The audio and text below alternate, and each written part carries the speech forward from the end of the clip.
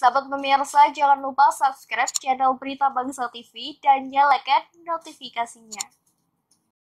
Pemirsa, guna menumbuhkan pemikiran Soekarno tentang nasionalisme dan kebangsaan, para milenial di kota Surabaya menggelar dialog kebangsaan dengan menghadirkan tokoh nasional, yakni Jarod Saiful Hidayat, untuk memberikan pandangannya terhadap pemikiran-pemikiran Bung Karno dari berbagai perspektif.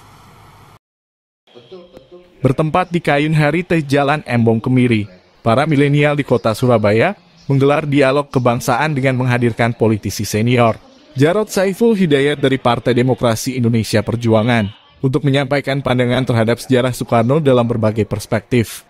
Dialog yang berlangsung hangat ini menekankan kepada para milenial untuk menumbuh kembangkan pemikiran Soekarno, baik terkait relasi agama dan negara, maupun pandangan sikapnya terhadap perpolitikan di Indonesia.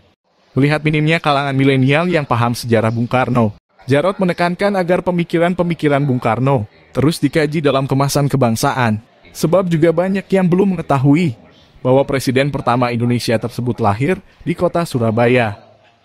Jadi kita bisa memahami bagaimana tadi anak-anak muda itu melihat Bung Karno dari banyak sisi, banyak aspek.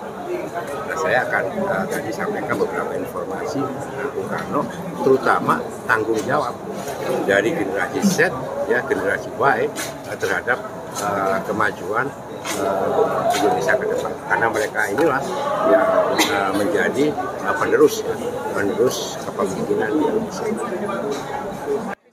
Sementara itu, pengamat komunikasi politik di Universitas Airlangga Surabaya, Suko Widodo, menyampaikan bahwa negara berkewajiban untuk ikut andil dalam upaya menanamkan pemikiran nasionalis di kalangan milenial.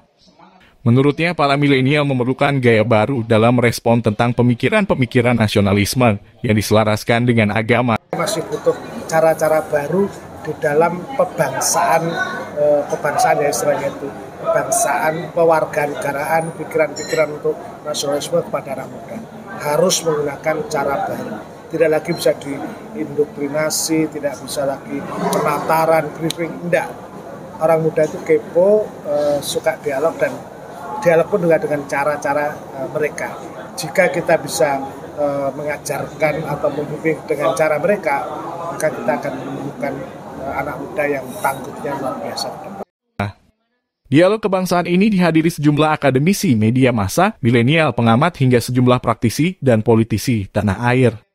Mawardi, Berita Bangsa Surabaya melaporkan.